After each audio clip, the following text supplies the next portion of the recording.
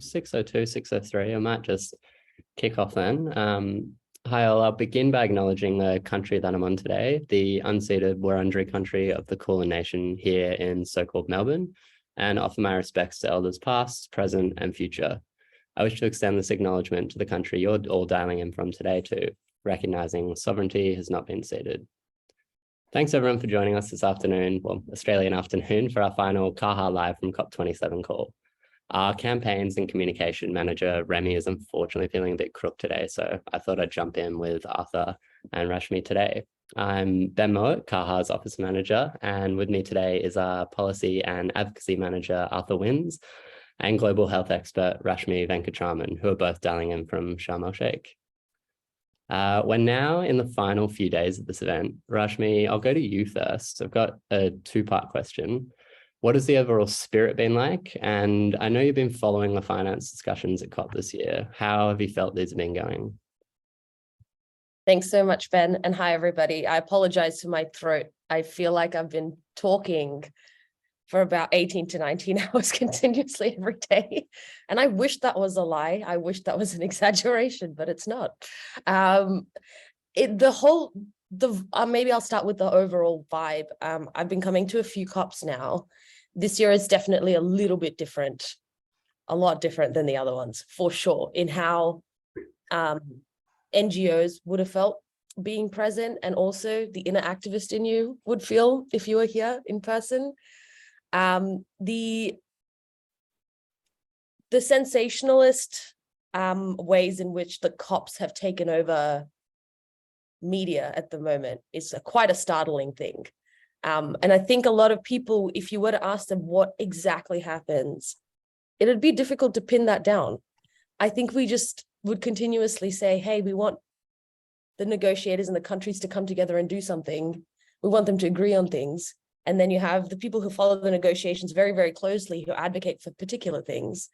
But there is an actual circus around all of that. That when you see it, you're like, this is good, but we need to keep that momentum up after this is done. And I feel like that type of energy is actually required after the COP and throughout the year, and not necessarily inside the COP.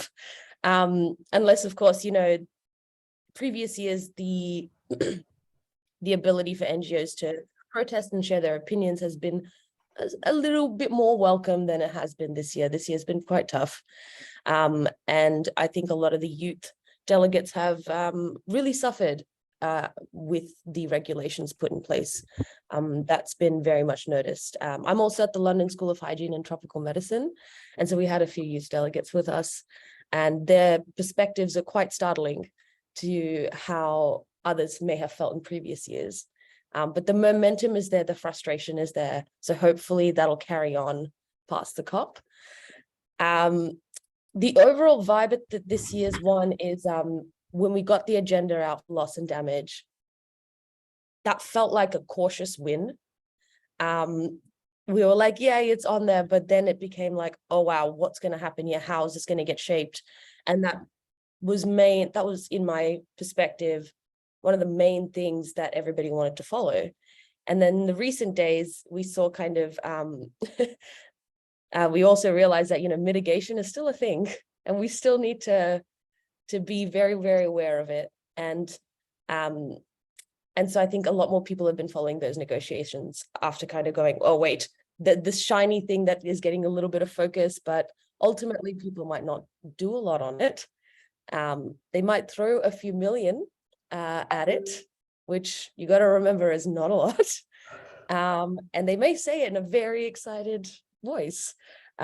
We might have had the special envoys of climate change coming in and being like, I'm going to donate 12 million. And then he's saying it in such a big voice. I'm not going to name names unless I'm allowed to, Arthur and Ben. Can I? Okay, sure. So I've seen John Kerry about 30 times in the last 5 days. And I bump into him in corridors, and it's a fascinating thing seeing these big names pop up. But it's not the commitment. Once you move past the fluff, you're like, wait, what are you actually saying? So that's been a very fascinating thing to to see. The other thing I've noticed is also the presence of big tech at this year's COP has been quite prominent. That's been really fascinating. I haven't fully figured out what to make out of that. And I think after I've had a proper, at least 6 hours of sleep, I'll wrap my brain around what that's about. But there is a much larger presence of the private sector at this year's COP in terms of where normally NGOs would take up a little more of that space. And yeah, I met somebody the other morning who works for inclusive capitalism. So that was interesting. Again, not sure what to make of those two words put together, but I think we'll have to watch that space very closely to see how it's all going. And also to remember that with the presence of big tech, with the presence of all this technology, we also need to remember the increase in misinformation that's been going around within the center at COP, but also from COP out. I think that's actually quite a dangerous thing. It hasn't been as easy to be transparent as we would like. So that's my overall takeaway from this year's COP. So far, we've still got the big 2 days left to go, if not 3 or 4 days, seeing how tomorrow and today's negotiations end up. Also, a little bit from my own background in health, it's been fascinating to see that more and more people understand the interconnections now, whether they are sitting within parties or whether they are sitting within other UN, organizations. I think also we need to keep in mind from the health sector as well to start pushing for us to get more involved for our sector. I mean, we've got our little group here and we're fantastic, and I love being part of this group because it's so energizing for me. But I think the larger health sector, I think we have to remember not to either greenwash or health wash anything. I think this is a space where it isn't really about our own personal achievements as much as it is a community that we need to come together as a big, important community. And so I think that's the other aspect I found from the health side to be really interesting. There is more and more recognition of the fact that we're here after COVID, the fact that, if we crumble, kind of everybody crumbles. And this is added extra stress that everybody needs to pay attention to. And in regards to finance, I think a lot of the focus has been from the developing countries and a lot of the NGOs and the activists to push for a loss and damage fund. And we're going to see whether that actually comes to fruition. I'm not keeping my personal hopes very high for that. I think a lot of the developed countries are kind of pushing for that money to sit within something called the Global Shield, which I'm not sure if the news has kind of traveled far and wide about the Global Shield. It's basically the G7 countries supporting the V20. So the 7 most powerful and most, the top, I guess, in terms of finance, and then the 58 most vulnerable countries that will be affected by climate change. So it's a connection for finance between the two. So that was spearheaded by Germany that I think pledged 170 million. And then the other G7 culminatively pledged 40 million. And there were announcements from the US that came in at 12 million for risk and another 12 for insurance. Canada gave in 10, I think. So we've had like a few things from a few countries. Although I have to say Australia has been very, very silent on all of these things, but we're here. So I think there's also a lot of work for us to do with this new government as well in terms of finance and our pledge, given that we're so close to the Pacific, given that we want to start rebuilding those relationships. I think we need to push our governments to put the money where they'd like to talk a lot about how invested we are. So yeah, those are my 2 main takeaways. Thank you, Ben. Thank you.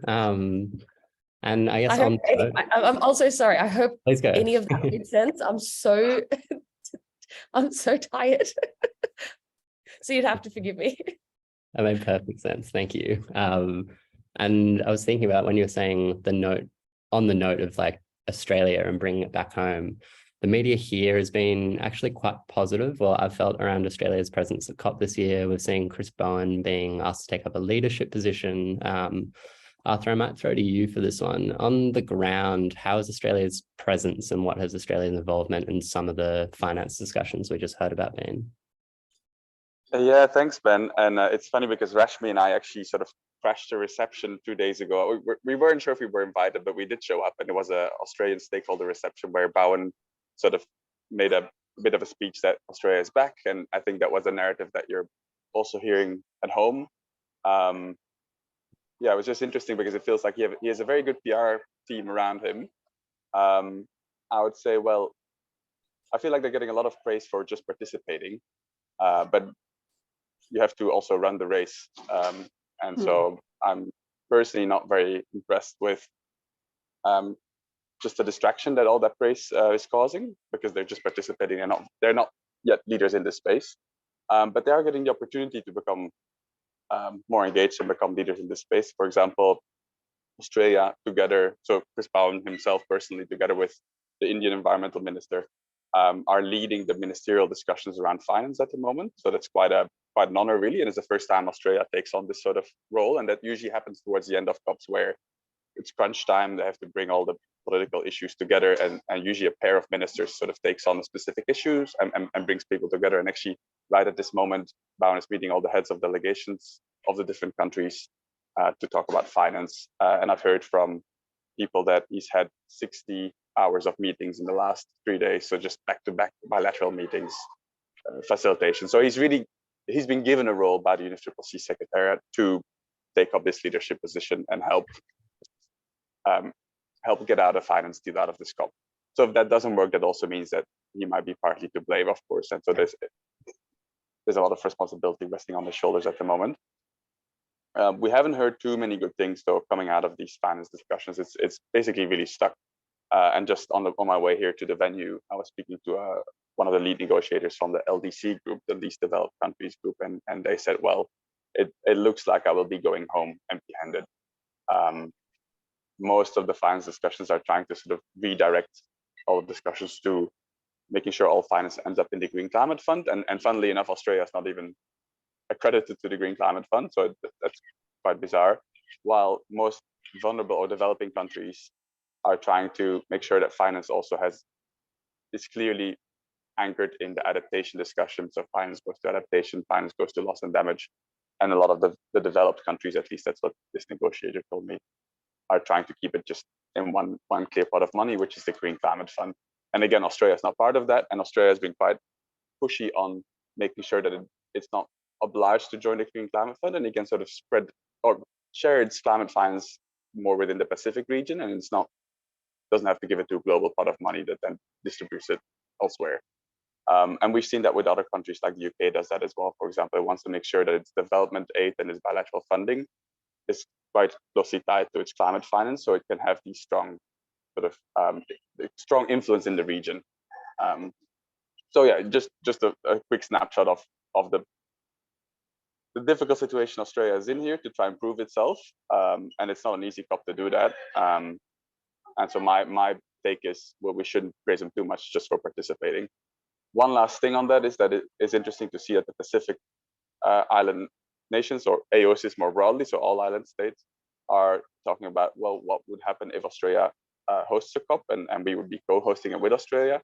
I don't know if you saw in the news that I think it was Tuvalu who said, well, we are in discussions with Bowen and the Australian delegation that if they host a COP, we will be pressuring them to make sure that they don't expand fossil fuel projects. So that will be sort of their condition to co-host a COP. Yes, they'll support Australia in co-hosting COP if they don't open new fossil fuel projects. So it's interesting that that pressure also goes the other way around, where, well, they want to become a leader in this space. It means that there will be more and more conditions upon them.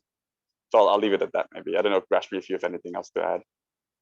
Yeah, just to echo Arthur's thoughts, it's the same. I think it's fascinating watching Australia at COP, as always. I think with this, with the new government that's in place, there's new branding, which is very nice.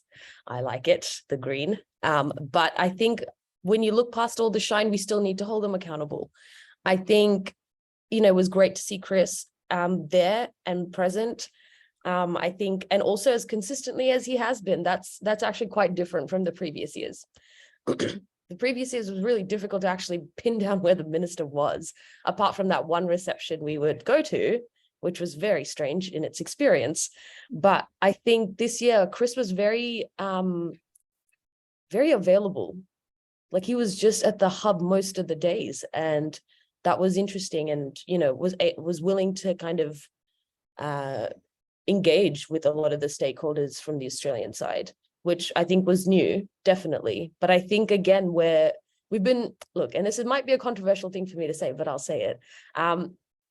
We've been given so little in terms of this space in Australia for such a long time under the previous governments that we can't settle for the bare minimum. It might look nice. We might be grateful for it, but it's just not the right way to go. So I think when it comes to Australia, we need to actually see where they're actually making their pledges. And I haven't seen a lot coming out. They're definitely moving out of the fast lane, that's for sure. Definitely, and don't settle for the bare minimum. I feel like that was probably going to resonate with a lot of people in this group. This one's for both of you. I guess with it being the second last day, in the last little quarter, what's happening in the final few days of COP, and what outcomes do you hope or expect for? Maybe expect. Hope's a bit hard on this one. Arthur, I'll throw to you first. It's a good question, Ben. So I feel like we're sort of in the silence before the storm here. Actually, journalists are struggling at the moment to write anything about COP because it's all happening behind closed doors at the moment. But just this morning, what is called a cover decision was dropped, which is basically sort of the political communique, quite similar to like what a G20 text looks like, sort of the top level text that ministers will agree on, that will sit on top of everything that's actually negotiated at COP. That initial draft dropped this morning, and it's not looking very good. And so the equivalent of that was the Glasgow Climate Pact. There was also this sort of top level message that then said we want to phase down all coal and phase out all inefficient fossil fuel subsidies, whatever that means. And so ministers here are trying to negotiate, well, what's the next step? How can we come up with a better cover decision? And at the moment, it's not looking very good. There's a lot of confusion going on. The current draft is 20 pages long. It should probably be 2 pages. The language around fossil fuel subsidies has been actually watered down compared to last Glasgow Pact. So I think there will be a lot of infighting today and a lot of confusion as well today. So I don't think I'll say too much more, just that we're sort of in the thick of it now, and the next 48 hours will shape up what actually comes out of this COP. Yeah, I think just to add to what Arthur said, it's really interesting to see how the G77 and China will actually work together, and within the negotiations, the role they're going to play as well in terms of shifting the narrative or keeping the narrative that's kind of put out at the moment. I think with the cover text, as Arthur said, it is pretty long, but there is a substantial amount of mention for a clean environment, which was nice to see. Arthur, have you got the quote? I think I've got it on I can't find the document, but maybe I'll just quickly find it and read it to you guys. That actually it's a good mention. So in previous ones, they already mentioned human rights elements, like the human right to health, the human right to, and that's also part of the Paris Agreement, but now they've expanded that to the actual human right to a clean, healthy environment, which, as you might know, is sort of a new development coming out of the Human Rights Council, and it just actually have legal value. So that's quite a nice development. And I guess for the health community, the human rights angle is just the way in, really, for us to do mainstream health in these discussions. So that's a nice development. But again, it's only a draft, so it might get axed. So yeah, that's not. Yeah, I think it says something like the right to the highest attainable standard of physical and mental health, and the right to a clean, healthy, and sustainable environment, which is actually much stronger wording than we've heard before. Ever heard before in terms of our space. So we'll have to watch and see whether that sticks or goes or gets watered down. I think also, Arthur, just to add to what you said about the litigation space, that's coming up more and more as an area for our little, soon to be much bigger climate and health cocoon, because we actually play such a key role in helping attribution in terms of deaths due to heat waves and holding cities accountable, for an example. And I think once we get kind of our research on that side a little bit more concrete, when we can work on that a little bit, there is a way for us to connect to the climate litigation space as well. So I think that's something to also keep in mind, just to add. That's a very good point, Rashmi, actually, because there's a really interesting event happening today by Uncle Paul and Uncle Pabai, who are both members of the Torres Strait Aid, suing the government, and they actually have a side event today. So maybe as CAHA, we can tweet the live stream, because I think people can join remotely as well. That's happening this afternoon. And we actually tried to get them to join the call today, but they're very busy preparing, so they couldn't join us today. But that's just one example of quite a few court cases that are popping up everywhere. And it's useful, like you said, Rashmi, to get those hooks inside the negotiations that then allow us to actually take countries that don't do enough to court. Great, thanks both. We've got a couple questions in the chat. Alyssa says she saw yesterday that the language on the Santiago network was agreed, the technical support for loss and damage. Any thoughts around that, either of you?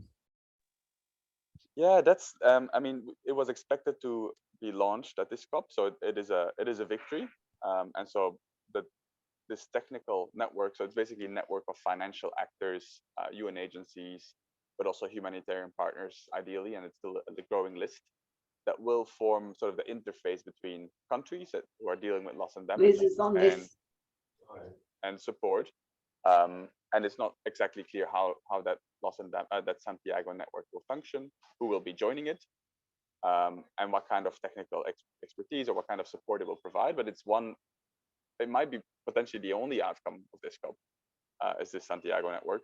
And that the second part of that would be the loss and damage finance fund or finance facility that is still being negotiated. So those were the two sort of main loss and damage items really on this COP's agenda. And it's great to know that this Santiago network is now finalized. It will go to the plenary tomorrow or the day after. And it might create a bit of trust to also get a good outcome for the finance facility. I don't know if you have anything else to add, Rashmi. No, I think you captured that pretty well, Arthur. I just also wanted to quickly add, there was something else that happened yesterday in regards to the G20 agreeing to phase out coal and commit to 1.5. So that was pretty great. And also it was, well, I mean, it was actually it was like a concert, because Lula was in the building. And that was, it's interesting to see the role that Brazil's also playing at this year's COP. So I think in terms of the G20 as well, that's that commitment's also come through yesterday, just as a side. But yeah, I think with the Santiago network, it'll be interesting to see how that movement from this momentum will go forward. Yeah, some of these big simultaneous massive events happening at the same time, it can get a bit lost, some of that information. We've got one final question. Were there more countries entering in the health program from Glasgow and committing to net zero e-health systems, or health systems, sorry? That is a very good question. And there might have been one or two conversations that some countries might join, and Australia is actually almost ready to join as well. My prediction would be they might be joining the ATACH in the next couple of months. I mean, that's just a hunch. Just based on conversations we've been having and based on what's happening in our country. So I don't think any new country has joined ATACH. ATACH itself has become much more structured. The governance is in place now, and quite a few meetings have happened on ATACH here. So I think that's even more important, that the program gets its shit together before adding more people. A few interesting deals did happen though. For example, the UK's NHS and the US health department have agreed to align on procurement, and I don't know if I mentioned that last call, but they've agreed to align their sustainable healthcare procurement, which is absolutely massive, because Scope 3, the procurement side of healthcare, is the biggest emitter, and the UK and the US are the two biggest emitters globally. So it's quite a big chunk of healthcare that suddenly will fall under the same kind of guidelines. So that's a deal that was struck on the sidelines of COP, and that we'll probably hear more about in the next couple of months. And I think once the UK and the US have figured out exactly what that will look like, it will have ramifications for the global healthcare system. So things are moving, and it's actually quite fascinating to see how the diplomatic side of healthcare decarbonization is starting to emerge, and that's not something that I've ever seen before at a COP. So yeah, interesting. Yeah, just to add on to that, I think whilst that's happening, it's interesting to see USAID and John Balbus's position in all of those chats. It is a pretty big step forward, but I think our sector also needs to step it up in regards to adaptation and loss and damage. I think in terms of preparedness and connecting up to also disaster preparedness and disaster risk reduction, we need to start making those connections. And whilst we push for the 1.5, whilst we push for that, because that will trickle down into our space as well.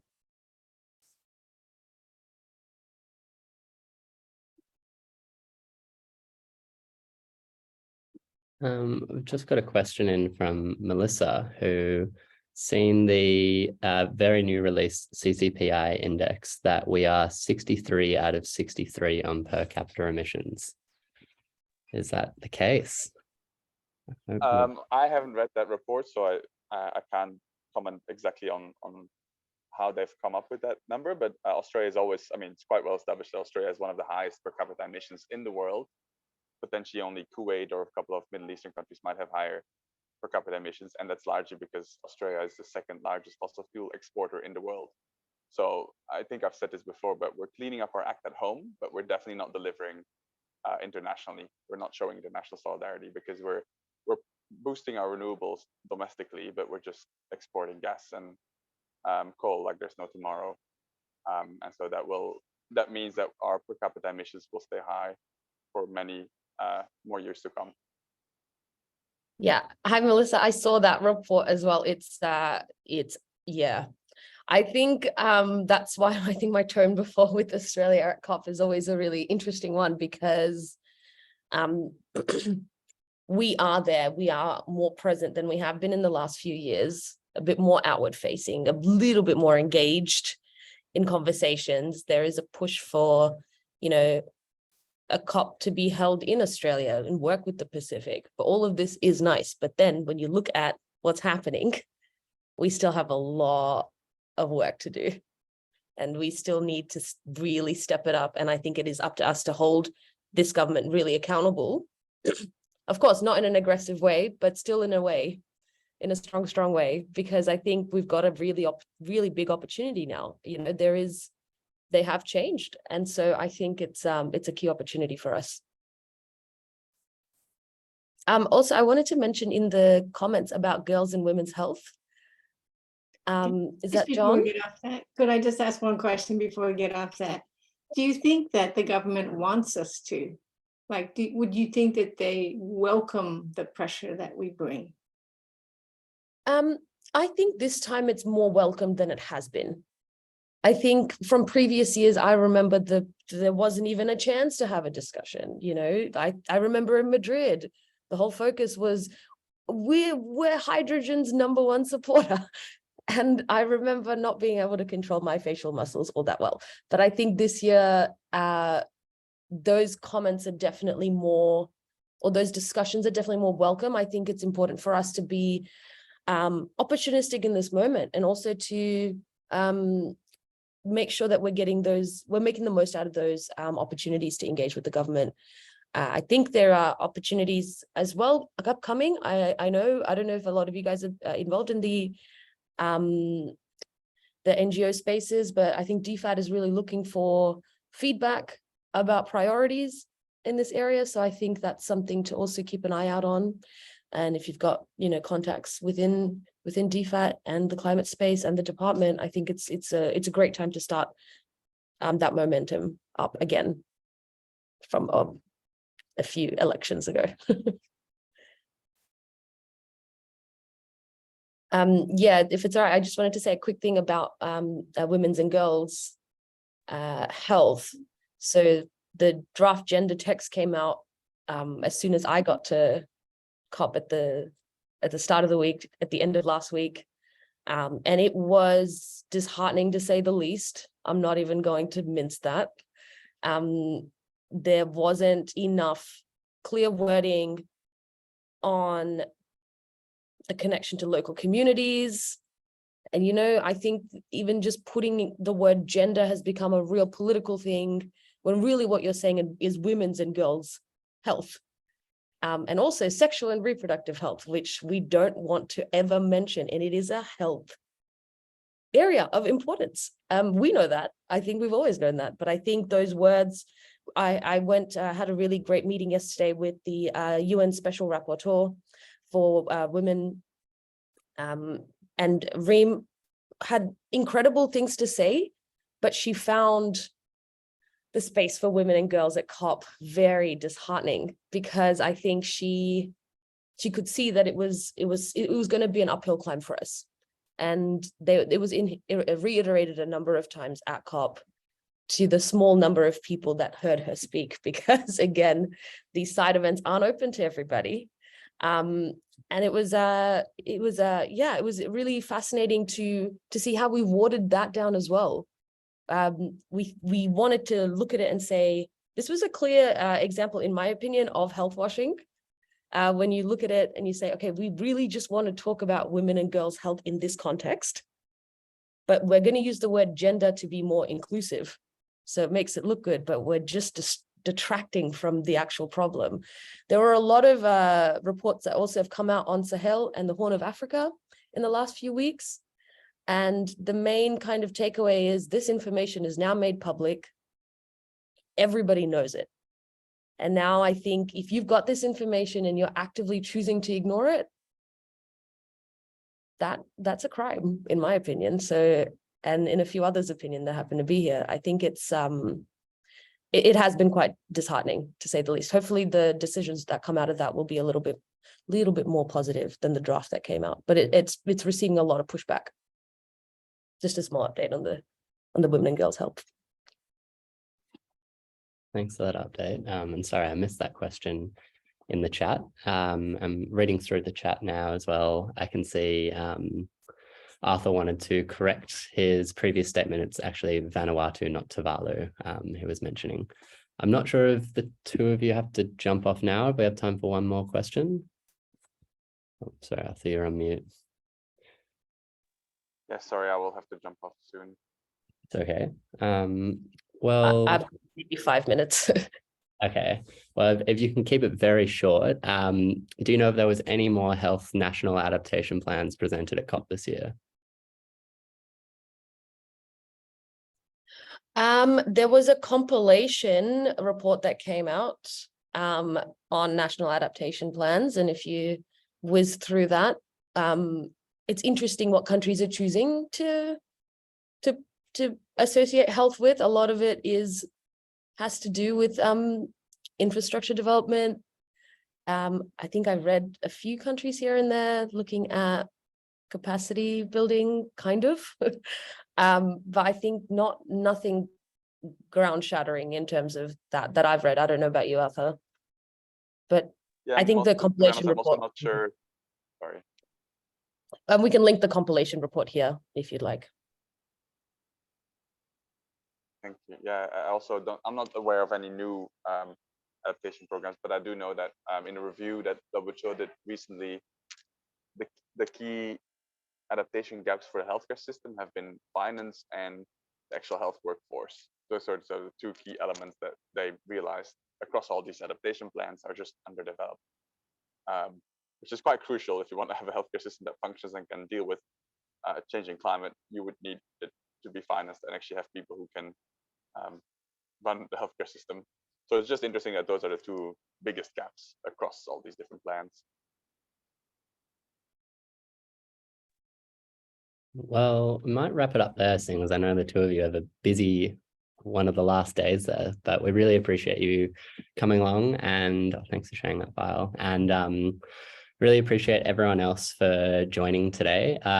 You'll be able to see both of these two again next Thursday at 5 p.m.